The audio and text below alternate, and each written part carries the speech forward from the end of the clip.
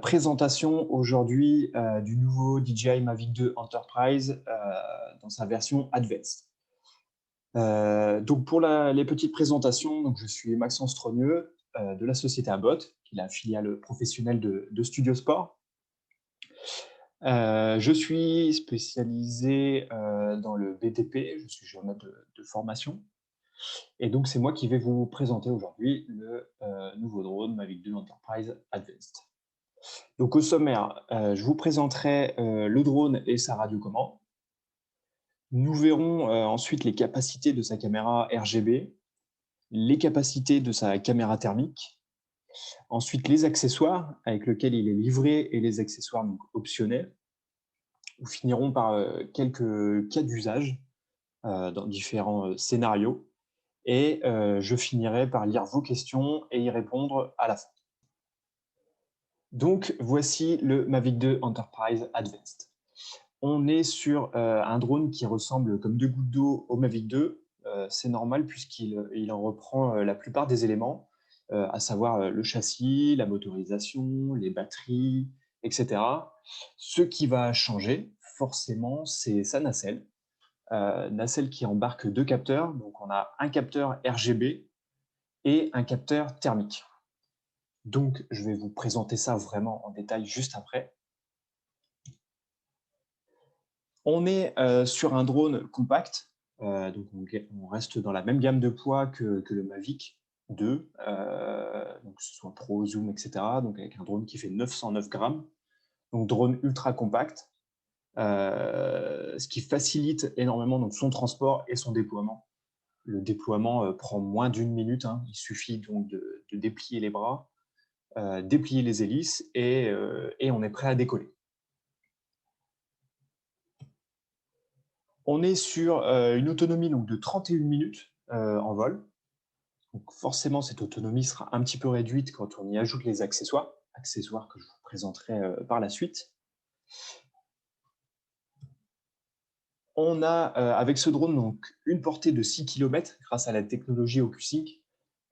Aujourd'hui, DJI a fait ses preuves dans ce domaine en proposant des systèmes ultra fiables en termes de portée. Donc 6 km avec un retour en HD, en 1080p.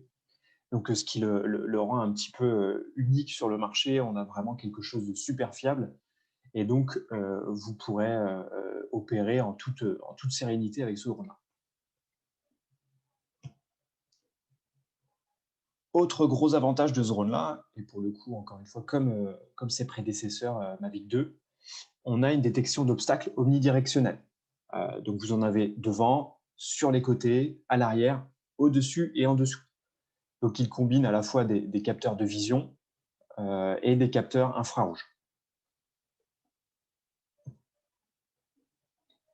Et les nouveautés maintenant sur ce drone, donc c'est la caméra thermique, qui est une caméra thermique 640 par 512 pixels, donc, ce qui est une haute définition en caméra thermique, encore plus sur ce gabarit de drone. Donc on y reviendra juste après sur une présentation vraiment en détail de ce nouveau capteur thermique. On a également donc une caméra RGB, donc RGB pour Red, Green, Blue, donc le spectre visible, appareil photo classique, de 48 mégapixels.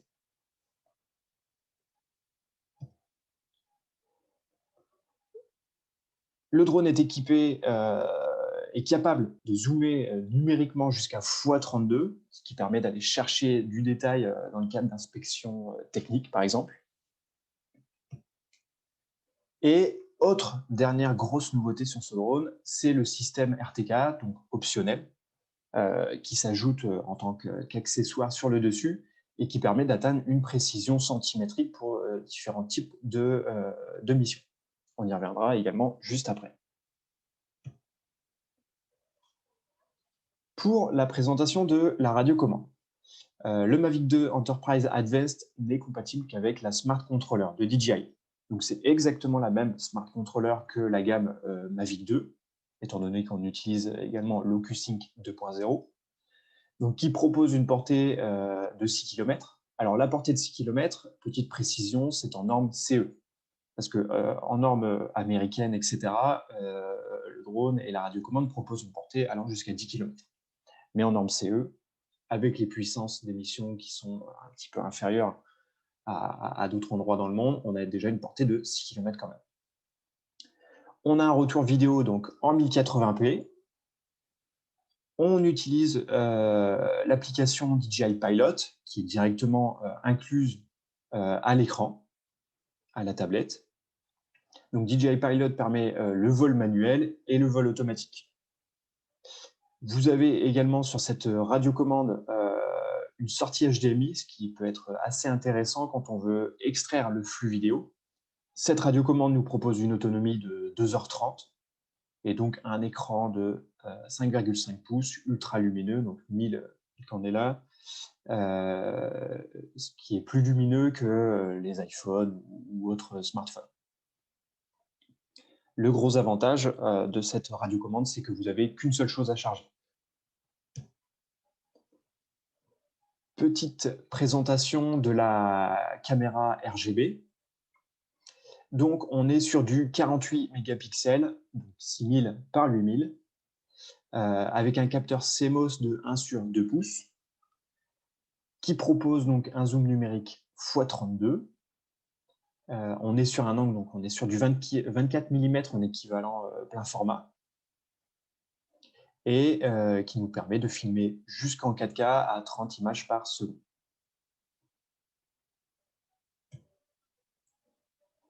Si on cherche à comparer ce capteur RGB par rapport aux autres drones de la gamme Enterprise de DJI, voilà ce que ça donne. Donc, en termes de résolution, ici on est à 48 mégapixels, c'est ce qu'on voit sur la droite du tableau, ce qui est quasi l'équivalent d'une P1, qui est la caméra dédiée à la photogrammétrie, compatible avec le Matrice 300, donc le gros porteur de DJI. Donc, on a vraiment une résolution qui est ici super intéressante. On a le quadruple de pixels par rapport au Mavic 2 Enterprise Dual. Donc là, c'est une grosse avancée en termes de résolution. Et on a plus du double de pixels par rapport au Phantom 4 RTK ou Phantom 4 Pro et Mavic 2 Pro, qui sont du 20 mégapixels. On est sur un capteur de 1/2 pouces, comme je vous le disais juste avant. Donc là, pour le coup, on est sur un petit capteur, ce qui est normal sur un drone de ce gabarit-là. Donc on est sur un capteur forcément beaucoup plus petit que ce que propose la P1, qui est un plein format, donc un peu la taille reine en photo. On a un capteur qui est aussi bien plus petit qu'un Phantom et sensiblement supérieur à ce qu'on avait sur le Mavic 2 Enterprise Dual, donc les premiers. La taille du capteur et le nombre de pixels impliquent une taille de photosite très petite. On est à 0,8 micromètres. Les photosites sont les capteurs de lumière qui vont vous restituer des pixels, pour simplifier. Et donc, plus ce capteur est petit, moins il sera sensible à la lumière, et par conséquent, moins les photos seront avantageuses, entre guillemets. Donc 0,8 micromètres, c'est vraiment beaucoup plus petit que ce que propose la P1, qui elle est à 4,4 micromètres. C'est également plus petit que ce que propose un Phantom et 2 fois plus petit aussi que ce que proposait donc le Mavic 2 Enterprise Dual. Autre avantage, donc sur le Mavic 2 Enterprise Advanced, on a un zoom numérique x32. On en avait déjà un sur le Mavic 2 Enterprise Dual qui était de x4. Et par contre, on n'en a pas du tout sur les gammes Phantom 4 et Zenmuse P1. Donc ça va être super intéressant pour de l'inspection, de la recherche, etc. Autre point à ajouter, donc je rajoute dans cette rubrique RGB le RTK, parce que le RTK est souvent demandé dans le cadre d'inspection et surtout de photogrammétrie. Donc là, le Mavic 2 Enterprise Advanced est compatible avec le module RTK, comme la P1, comme le Phantom 4 RTK, et par contre, module RTK qui n'était pas présent avec le Mavic 2 Enterprise Dual. D'ailleurs, le module RTK, bien que physiquement compatible avec le Mavic 2 Enterprise, les anciens, de façon logicielle, il n'est pas compatible. Donc attention à ça. Et pour vous donner un ordre d'idée sur le GSD, GSD, pour rappel, c'est la taille du pixel au sol lorsque vous faites de la photogrammétrie, par exemple. Voici un petit exemple quand on vole à 40 mètres. Sur le Mavic 2 Enterprise Dual, nous étions à 1,22 cm quand on volait à 40 mètres. Sur le Phantom 4 RTK, nous sommes à 1,1 cm. L'AP1, 0,5 cm avec l'objectif 35 mm, parce que sur l'AP1, on a le choix de l'objectif, ce qui n'est pas le cas des autres. Et sur le Mavic 2 Enterprise Advanced, nous sommes à 0,72 cm, donc un pixel qui fait 0,72 cm par 0,72 cm au sol. Donc ici, sur le papier, on a quelque chose d'assez intéressant pour la photogrammétrie. Un pixel qui est assez petit, ce qui nous permet d'avoir pas mal de détails normalement dans la restitution.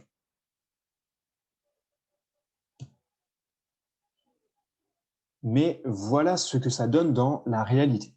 Vous avez ici 3 exemples de photos prises à 40 mètres dans le cadre d'une mission de photogrammétrie. Donc ici, c'est à notre siège de Rouen.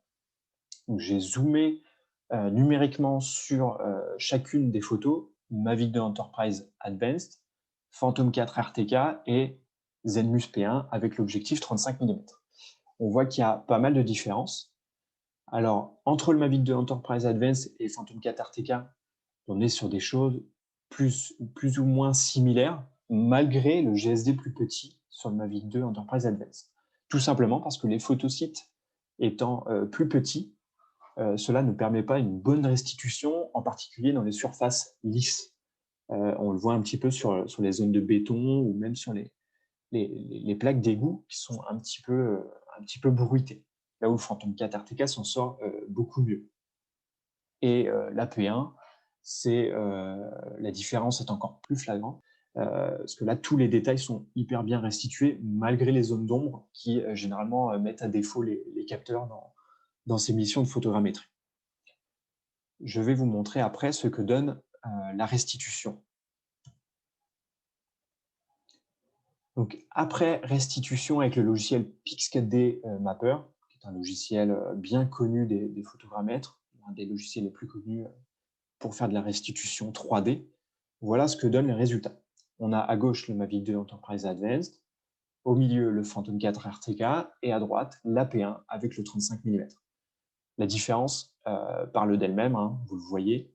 À gauche, on est sur quelque chose d'assez bruité, on a quelques trous. Alors, pour la défense du Mavic 2 Enterprise Advanced, on est sur une zone très très lisse, donc une zone assez complexe à restituer en photogrammétrie de toute manière. Mais on voit que le Phantom 4 RTK s'en sort beaucoup mieux et l'AP1 encore mieux. Tout est très très détaillé. Juste pour rappel, ici on était à un vol à 40 mètres de hauteur avec le même recouvrement et avec la caméra orientée au nadir, donc caméra vers le bas. Si on voulait, avec le Mavic 2 Enterprise Advanced, on pourrait améliorer les résultats pour atteindre plus ou moins ce que propose le Phantom 4 RTK ici, en prenant par exemple des photos sous d'autres angles, en augmentant un petit peu le recouvrement, etc. Mais forcément, on passera plus de temps avec le Mavic 2 Enterprise Advanced. Donc voilà un petit peu les différences en photogrammétrie. Mais là où le Mavic 2 Enterprise Advanced, avec sa caméra RGB, tire le plus son épingle du jeu, c'est avec son zoom. Ici, on peut voir au loin un château d'eau. On peut aller zoomer donc jusqu'à x32 directement depuis la tablette en live, et ce qui permet ici d'aller zoomer sur ce château qui est, pour ordre d'idée, à 1,5 km du drone. Donc voilà, même si ça pixelise un peu, parce qu'on est en zoom numérique, à 100%, je vous le rappelle, ça nous permet quand même de se focaliser vraiment sur un point, un centre d'intérêt bien précis.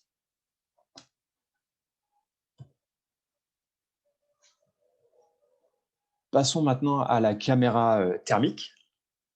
Donc, autre gros atout du Mavic 2 Enterprise Advanced. Donc, on est sur une résolution de 640 par 512 pixels, qui est l'équivalent des caméras haut de gamme de chez DJI et autres. Elle permet de zoomer numériquement jusqu'à x16. On a une fréquence de 30 Hz, ce qui est assez intéressant puisqu'on va avoir 30 images par seconde, ce qui nous permet d'avoir quelque chose d'assez fluide, surtout pour un drone qui est en mouvement. On a un capteur ici, et c'est aussi une grosse nouveauté, donc capteur radiométrique. Radiométrique veut dire que à chaque pixel est associée une température et non une couleur, ce qui va nous permettre de post-traiter les images et d'en faire des rapports détaillés. On a une précision de plus ou moins 2 degrés Celsius et une plage de température allant de moins 40 degrés Celsius à 550 degrés Celsius. Comme tout à l'heure, si on cherche à comparer ce capteur par rapport à d'autres, voilà ce que ça donne. Donc, on a une résolution en première ligne de 640 par 512, ce qui est l'équivalent de la H20T. H20T qui est la caméra haut de gamme compatible avec le Matrice 300. Si on compare au Mavic 2 Enterprise Dual, qui embarquait déjà une caméra thermique, on a 17 fois plus de pixels. On était à l'époque sur du 160 par 120, qui était très très limité. Aujourd'hui, le 640 par 512 va nous permettre de faire des inspections beaucoup plus détaillées. Ensuite, en termes de fréquence, on est sur du 30 Hz, encore une fois équivalent à ce qu'on a sur la H20T, et bien supérieur au Mavic 2 Dual, qui lui était de 9 Hz. Donc à l'époque, avec le Mavic 2 Enterprise Dual, on était à 9 Hz, donc 9 images par seconde. Donc forcément, dès que le drone était en mouvement ou qu'on visait un objet en mouvement, on avait quelque chose d'assez saccadé. La radiométrie, ici on a un capteur radiométrique comme une fois de plus la H20T et qui n'était pas présent sur le Mavic Dual. En termes de focale, on est donc sur du 9 mm, là où la H20T est à 13,5 mm. Donc on a un angle un peu plus large que ce que propose la H20T. Et là où on était à 8 mm avec le Mavic 2 Enterprise Dual. Et donc, si vous n'avez pas l'habitude des focales en caméra thermique, je vous ai mis juste en dessous l'angle que cela représente en degrés, donc l'angle horizontal. Donc, sur le Mavic 2 Enterprise Advance, on est à 50,7 degrés, là où sur la H20T, on est à 34,5 degrés, donc quelque chose entre guillemets plus zoomé, et 57 degrés sur le Dual, à peu près équivalent.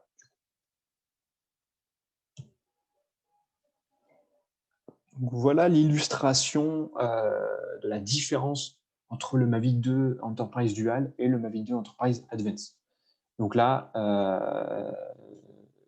la grosse différence. À gauche, on se rend bien compte que si on n'avait pas la superposition de l'image visible et de l'image thermique, on n'y verrait pas grand-chose.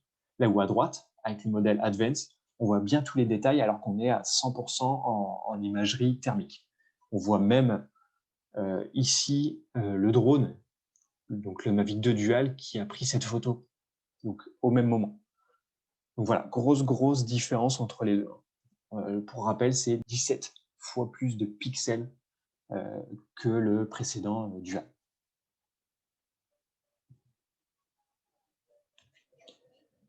Donc la caméra thermique permet de faire des mesures en direct, des mesures de température. Donc pour ça, on a plusieurs options. On a la mesure à gauche, la mesure spot. Donc on va pouvoir mesurer la température d'un pixel. Donc on le voit, la petite croix qui se trouve ici plus ou moins au centre. Donc cette croix, elle n'est pas forcément au centre de l'écran, hein. On peut cliquer nous-mêmes à l'écran pour déterminer la température d'un point en particulier. À droite, on a la mesure de zone qui nous permet de définir par un cliquer, glisser, lâcher au doigt directement à l'écran une zone rectangulaire de laquelle l'application va nous sortir la température la plus chaude, la température la plus froide, c'est le point rouge et bleu, et la température moyenne.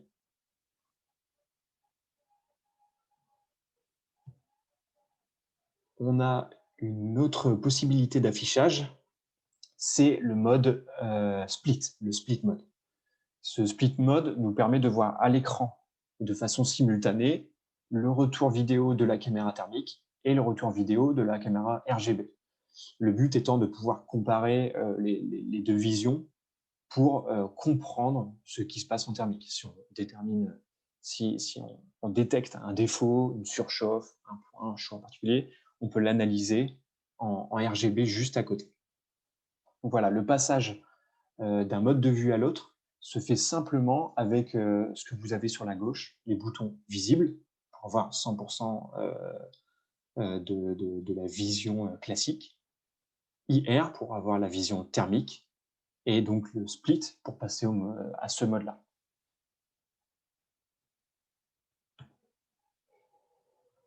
Et l'avantage donc de cette caméra thermique, c'est qu'elle est radiométrique, donc avec la possibilité de post-traiter les images. On est sur du JPEG radiométrique, et donc le logiciel DJI nous permet de manière précise, en post-traitement, tous nos clichés. Voilà comment ça se présente. C'est une petite vidéo. Donc on choisit la vision qu'on veut analyser. Donc voilà la palette de couleurs dans laquelle le cliché a été initialement pris. Et donc, on peut changer les palettes. Donc, en passant des classiques Rainbow, en passant par les affichages appelés médical, outdoor, etc. Tout ça pour déterminer la palette qui conviendra à l'inspection. Ici, on choisit l'affichage appelé médical, qui nous permet de bien mettre en évidence les points chauds. Et ensuite, on peut analyser, un petit peu comme on pouvait le faire en live, la mesure de température en un point, la mesure de température sur une droite, avec température max, minimum et moyenne, la température d'une zone rectangulaire,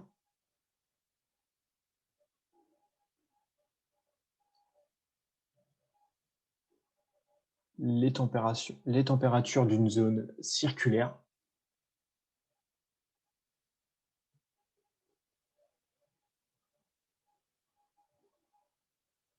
et il est également possible de faire une zone polygonale pour les zones un peu plus complexes.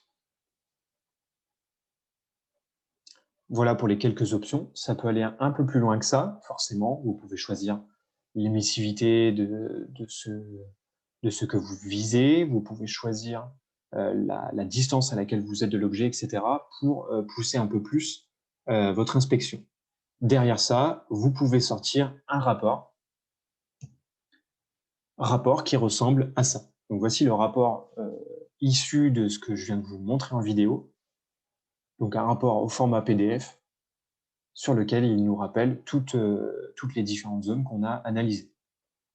Chose que vous pouvez transmettre directement au client. Pour les accessoires, voilà ce qui est fourni avec le Mavic 2 Enterprise Advanced. Donc on a un beacon lumineux qui est simplement un flash qui va être visible jusqu'à 5 km. On a le spotlight qui permet d'éclairer une zone à quelques dizaines de mètres. Il est orientable manuellement avant de décoller. Et on a également un speaker qui a une puissance de 100 décibels et qui nous permet d'émettre soit des fichiers enregistrés, soit un message via le micro inclus à la radiocommande.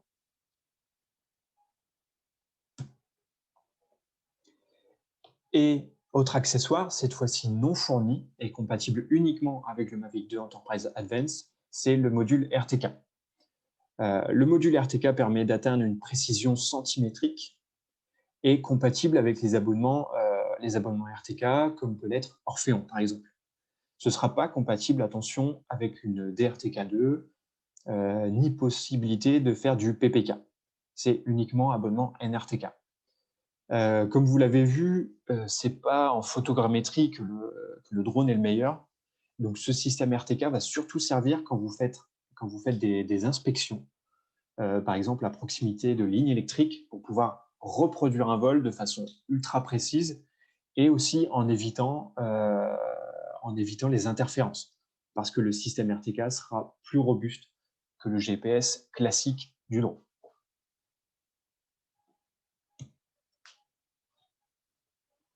Voici quelques exemples Donc ici, c'est une démonstration qu'on a fait avec le SDIS 76 sur leur centre d'entraînement.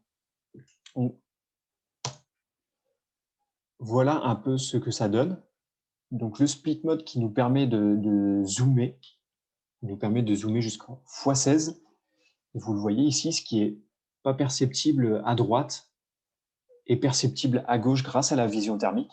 On peut voir qu'en fait, dans ce bâtiment, il y a le feu. Et donc, tout ce qui est rouge est au-dessus de 50 degrés. Donc, on voit bien ici que le point chaud se trouve en bas, que le feu est ici au premier étage. On a aussi l'affichage ici en visible. Et donc, on se trouve à 150 mètres là des pompiers. Et donc, même si on ne peut pas reconnaître les personnes, on peut tout à fait les compter et les situer dans l'espace.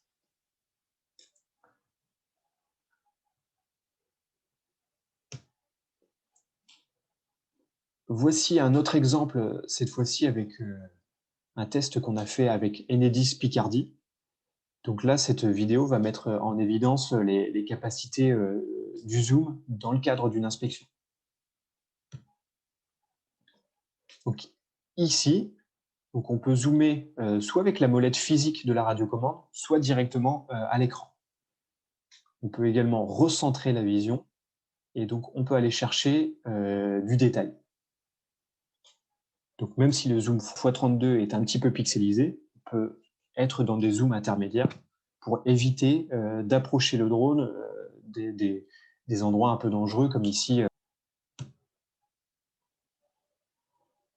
Toujours en test avec Enedis Picardie. Ici, donc, on va mettre en évidence la caméra thermique avec la possibilité de mesurer un point ou, plus intéressant dans le cadre d'une inspection d'un poste électrique comme celui-ci, une zone. On peut en direct également changer les palettes pour mettre en évidence des défauts en fonction du contexte.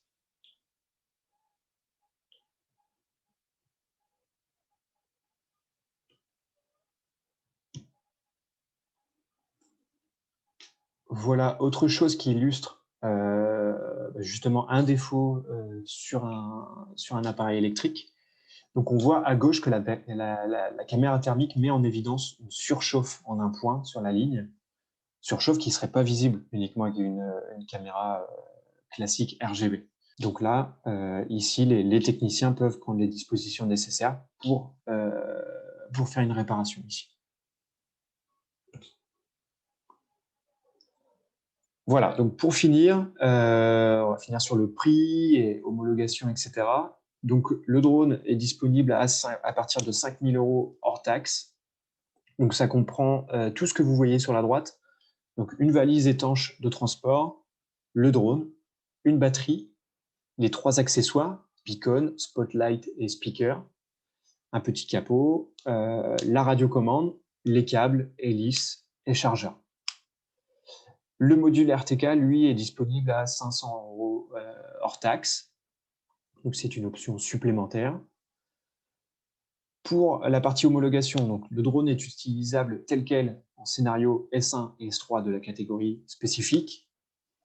L'homologation S2 est déposée. Donc, nous aurons bientôt la possibilité de vous vendre l'homologation S2 de ce drone. Et pour ce qui est de la catégorie ouverte, open, à ce jour, le drone est utilisable en A2 et A3 jusqu'en 2023, période de transition. Ensuite, il passera en catégorie A3, de par son poids.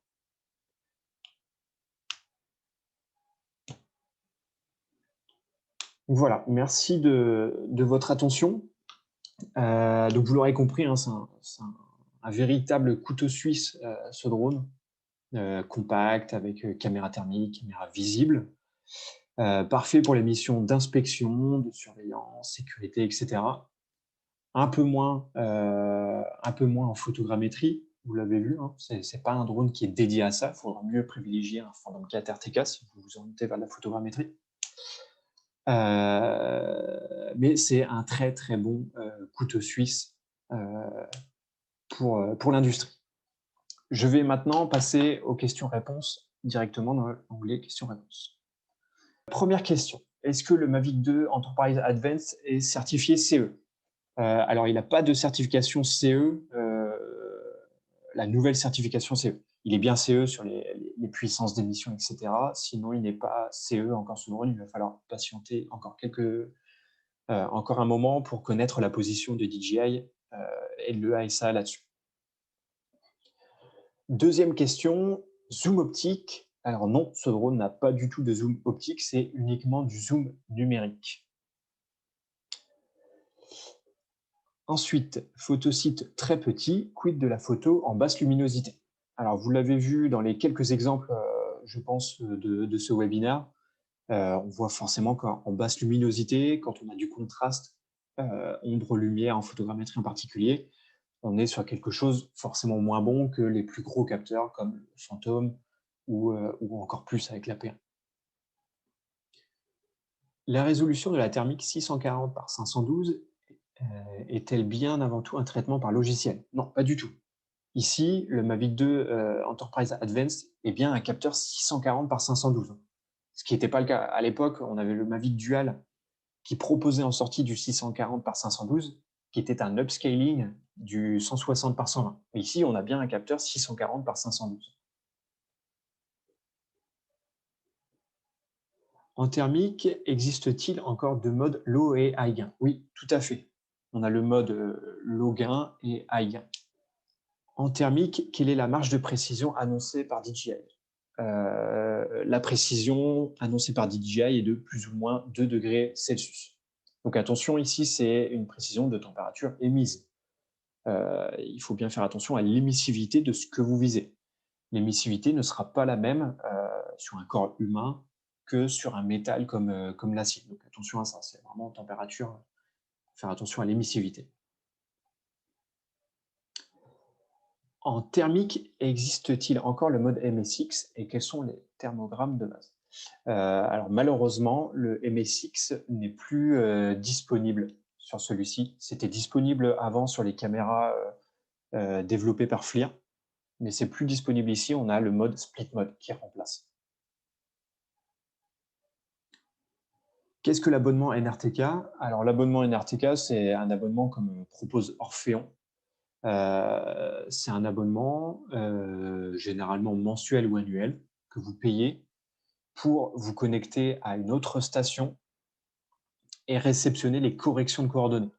Et ainsi passer d'une précision de l'ordre du mètre à une précision de l'ordre du centimètre pour vos clichés et sur la position du drone. Qualité et pertinence pour l'inspection thermique, menuiserie, toit, etc.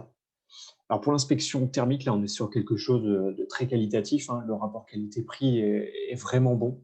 Vous l'avez vu, hein, de par sa caméra thermique surtout, en 640 par 512. Est-il possible de calibrer la caméra thermique pour vérifier et s'assurer de la précision de la mesure? Alors malheureusement, c'était déjà un petit peu le problème avec FLIR. On n'avait pas la possibilité d'avoir de certificat de calibration, etc. Et c'est toujours pas le cas avec ce drone. Donc ce sera à vous d'établir un process pour vous contrôler éventuellement. Le module RTK peut-il aider à avoir plus de précision en cartographie? Effectivement, donc le RTK apporte de la précision à notre relevé sur les clichés. L'ensemble de notre relevé aura une précision absolue de l'ordre de 5-10 cm pour vous donner un ordre d'idée, forcément en fonction aussi de votre process en mission de photogrammétrie. Homologation S2 nécessite un module supplémentaire de coupure-circuit, tout à fait. Donc pour le S2, depuis janvier 2017, une coupure moteur indépendante est obligatoire. Donc comme le Mavic 2 Pro, il faudra installer un système intercalaire entre la batterie et le drone. Quel IP? Donc là, si vous parlez bien de certification d'indice de protection, celui-ci n'est pas certifié IP. Donc pas de possibilité de voler sous la pluie. Le drone peut-il être utilisé avec une radiocommande de Mavic 2 et une Crystal Sky? Pas du tout. Le Mavic 2 Enterprise Advanced n'est compatible qu'avec la Smart Controller. Typiquement, cet appareil est plutôt dédié à quelle branche de métier? Typiquement, donc ce drone est surtout orienté, pour de l'inspection, pour de la sécurité, de la surveillance et peut également, on peut aussi prendre de la photo classique, de la vidéo. Peut-on l'utiliser avec un iPad et utiliser Litchi ou d'autres applications Apple Store? Donc non, comme le drone est uniquement compatible avec la Smart Controller qui embarque une tablette Android, ce ne sera pas compatible avec l'iPad. Il faudra peut-être patienter quelques semaines avant que certaines autres applications que DJI Pilot soient dispo sur la Smart Controller. Le logiciel de thermique présenté tout à l'heure est-il gratuit? Oui, il est gratuit. Vous pouvez déjà le télécharger. C'est DJI Thermal Analysis Tool. C'est sur le site de DJI.com que vous pouvez le télécharger. Il n'y a aucun enregistrement Rinex avec MRK pour les events photos. Non, malheureusement. Pas de possibilité de post-traiter les images. En tout cas en PPK, hein, je parle. Donc pour la partie post-traitement PPK. Pas de Rinex sur ce drone. D'où la nécessité d'avoir un abonnement NRTK et par conséquent une connexion téléphonique 3G, 4G. Peux-tu brancher un écran externe avec juste l'écran thermique? Oui, avec la sortie HDMI, vous pouvez choisir depuis l'application ce que vous diffusez. Donc il y a possibilité de ne diffuser en HDMI que par exemple la vision thermique. Signalement électronique inclus dans le logiciel. Oui, comme le Mavic 2 Enterprise. Très bel outil par rapport au Parrot Anafi USA qui affiche quasiment les mêmes caractéristiques. Quels avantages, inconvénients? Ici, sur ce Mavic, on aura l'avantage d'une meilleure capacité thermique, parce qu'on a du 640 par 512, là où la Nafi USA propose du 320 par 256. Ici, le Mavic est radiométrique, la Nafi USA n'est pas radiométrique. Voilà pour l'essentiel. Aussi également peut-être le système de portée qui est meilleur que sur la Nafi ici, avec le système OcuSync. Et là où la Nafi aura l'avantage, c'est sur la sécurisation des données. Et également sur la Nafi USA, il y a un zoom optique. En fait, on a 2 capteurs RGB sur la Nafi USA qui permet d'avoir une focale large et une focale un peu plus resserrée pour un zoom optique, en plus du numérique. La radiocommande a-t-elle des batteries externes pour pouvoir les changer? Non, pas du tout. La Smart Controller n'intègre qu'une batterie interne. Le drone peut-il être utilisé pour la maintenance des panneaux solaires, par exemple? Oui, tout à fait. Les batteries et accessoires sont-ils les mêmes que le Mavic 2 Enterprise Dual? Oui, à 100%, simplement que ce drone-là est compatible avec le RTK, ce qui n'est pas le cas des anciens Mavic 2 Enterprise. Une vue thermique est-elle adossée à la même en visible comme sur le Mavic Dual? Oui.